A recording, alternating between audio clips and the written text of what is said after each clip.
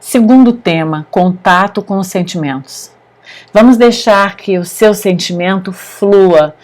Identifique ele, vamos dar nome para ele. Não tenha medo de descobrir, de se conscientizar, de validar que você está com raiva diante desse luto, que você está sentindo frustração, que você está com medo de como você vai vivenciar isso, que você está com sintomas de pânico, que você está sentindo revolta, que a culpa bate em você, que você está sentindo um grande vazio, muita saudade, muita tristeza. Não tenha medo, deixe que você sinta e perceba o que você sente, né? Porque para a gente poder aprender a lidar com aquilo que está internamente passando com a gente, nós precisamos primeiro identificar, precisamos validar o que a gente sente. Não se preocupe com se o outro faz diferente, se ele pensa diferente, se ele sente diferente, se ele lida diferente.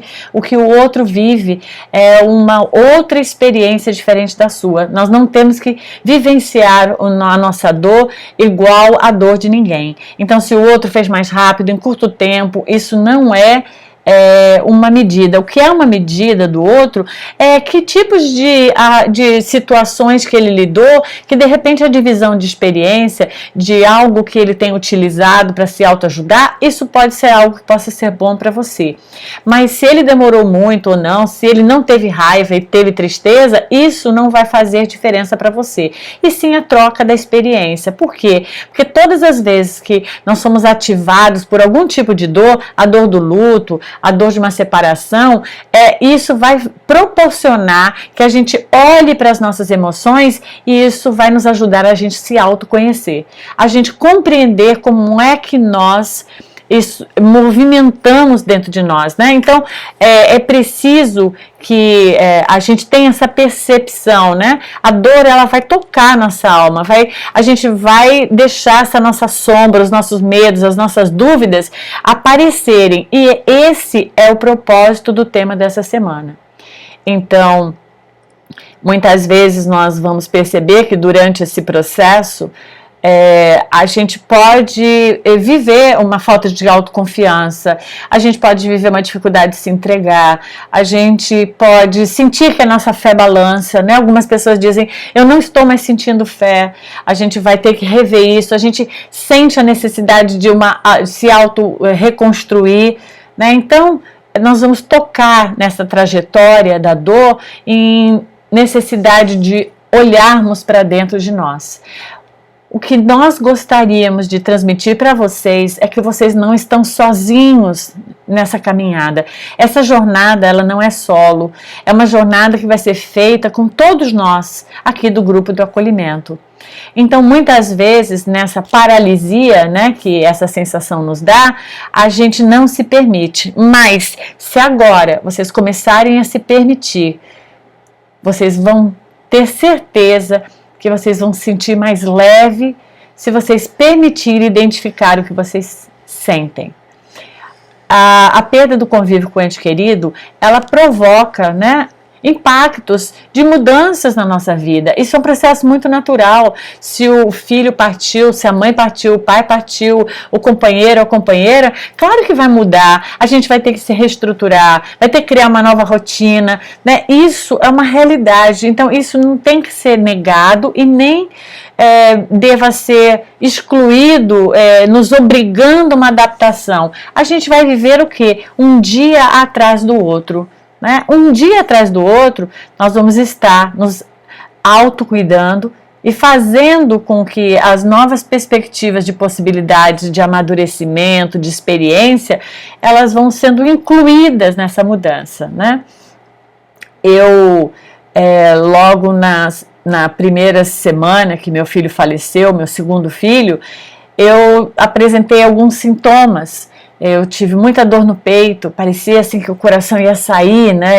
Parecia que não tinha mais lugar, que eu estava sufocada. Então eu comecei a achar que essa dor é porque eu estava com câncer de mama. Eu comecei a achar, não, acho que eu estou com caroço.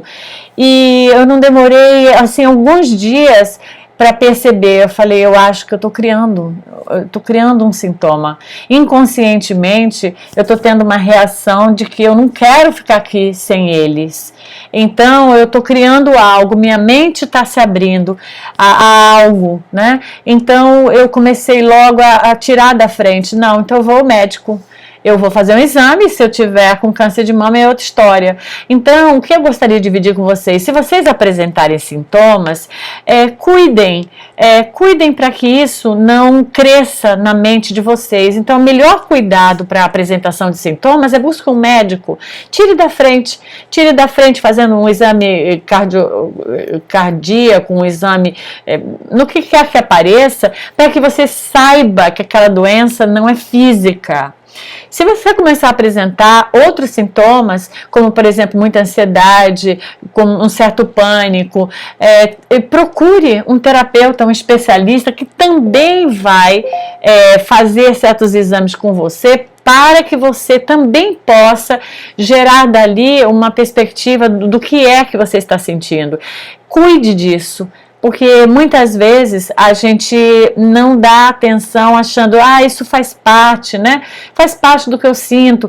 Eu entendo, isso faz parte, mas não cuidado ao longo do prazo, isso pode vir para ficar. Você pode passar a ter um transtorno de ansiedade, isso pode se instalar na sua vida. Então é muito necessário, principalmente as pessoas que partiram através de um acidente, uma coisa muito brusca, que a família busque ajudar uns aos outros através de profissionais da área.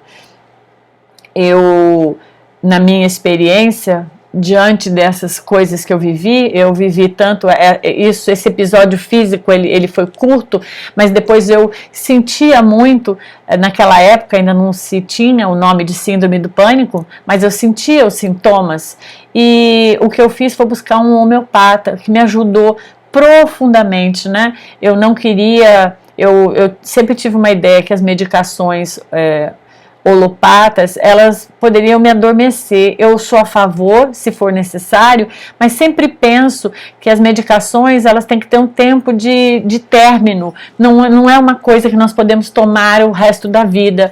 Então, eu escolhi a homeopatia porque eu pensei que o que eu estava vivendo era algo que ia requisitar um tempo, e ao longo do prazo, eu preferi escolher uma coisa que fosse homeopata, porque era uma medicação natural, e não um remédio que poderia causar um efeito colateral.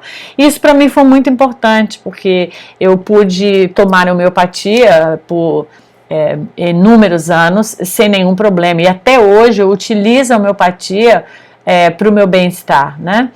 E a segunda coisa que eu fiz foi exatamente o que eu disse a vocês. Não foi imediatamente por ausência naquela época de recurso, mas um pouco depois eu também procurei um psicólogo, fui fazer uma terapia, fiz uma terapia de 1 ano e 8 meses, que foi fundamental, foi um divisor de águas para eu perceber o quanto eu tinha competência para lidar com a minha dor. E dali para frente eu decidi ser psicóloga, fiz a formação, já trabalho com isso há muitos anos, me tornei uma terapeuta, porque entendi que aqueles que conhecem a dor são as pessoas que vão poder, com naturalidade, trocar sobre esse tema. Por isso, depois surgiu o projeto, que também é uma extensão, é conversarmos aqui sobre essa dor, validando essa dor aqui no projeto como mãe, que eu passei exatamente as coisas que muitos de vocês passam. Esses 2 caminhos que eu escolhi não são únicos, foram caminhos que eu escolhi, foram caminhos naturais, que eu acreditei que me ajudaria, mas nós sabemos que existem inúmeros outros, mas o que eu quero sugerir é que você encontre o seu.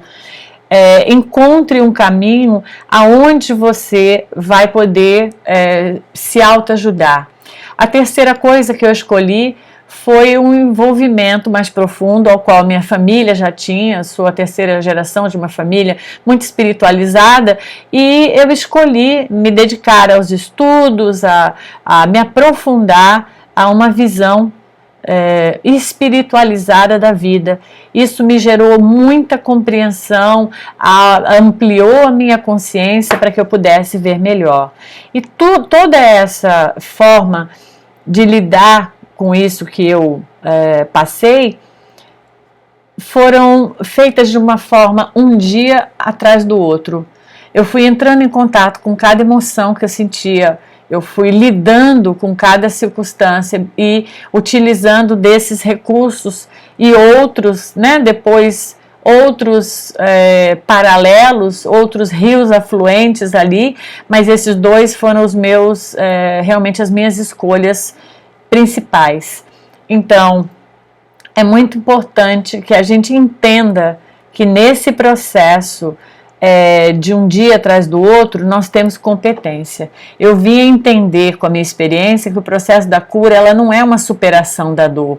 Ela não tem que ser esquecida, ou a gente diluir, ou deletar, ou consertar, e sim que a gente tem que entender o propósito disso tudo na nossa vida. Aproveitar o melhor que essa dor pode trazer para a gente crescer e amadurecer. Esse foi um dos meus maiores sentimentos naquele período. Não poderia ser em vão a partida dos meus 2 filhos. Eu tinha que tornar isso, né, algo aonde eu poderia crescer como ser humano, porque eu sempre acreditei que Deus, né, ele não nos testa para ver o quanto nós somos capazes de suportar a dor. Eu creio que Deus nos oferece experiências para a gente poder transcender, né, essa dor. Então, o despertar do nosso coração generoso é a nossa cura, acredito, quando a gente vive essas experiências de dor. E ela está vindo, né, de várias formas para as pessoas. E uma delas é o luto. Então, logo no início eu entendi que eu precisava focar no meu equilíbrio, porque sem equilíbrio eu não teria serenidade e paz para passar essa dor tão grande.